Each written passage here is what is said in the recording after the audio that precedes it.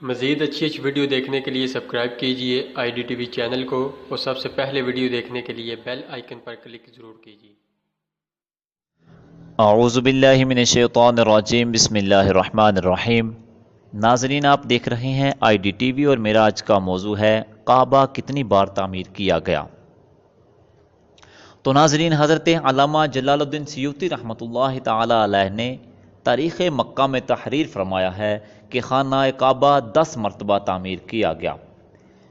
سب سے پہلے فرشتوں نے ٹھیک بیت المعمور کے سامنے زمین پر خانہ کعبہ کو بنایا۔ دوسری دفعہ پھر حضرت آدم علیہ السلام نے اس کی تعمیر فرمائی۔ تیسری دفعہ اس کے بعد حضرت آدم علیہ السلام کے فرزندوں نے اس عمارت کو بنایا۔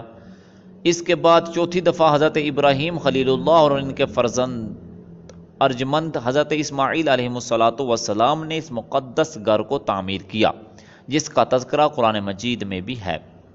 پانچویں دفعہ قوم عمالقہ کی عمارت۔ چھٹی دفعہ اس کے بعد قبیلہ جرہم نے اس کی عمارت بنائی۔ ساتویں دفعہ قریش کے مورث اعلیٰ قصاب بن کلاب کی انہوں نے تعمیر کی۔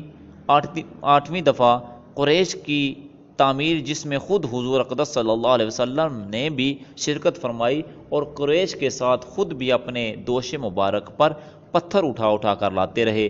اور 9ویں دفعہ حضرت عبداللہ بن زبیر رضی اللہ تعالی عنہ نے اپنے دور خلافت میں حضور صلی اللہ علیہ وسلم کے تجویز کردہ نقشہ کے مطابق تعمیر کیا، یعنی خطیم کی زمین کو کعبہ میں داخل کر دیا اور دروازہ سطح زمین کے برابر نیچا رکھا، اور ایک دروازہ مشرق کی جانب اور ایک دروازہ مغرب کی سمت بنا دیا۔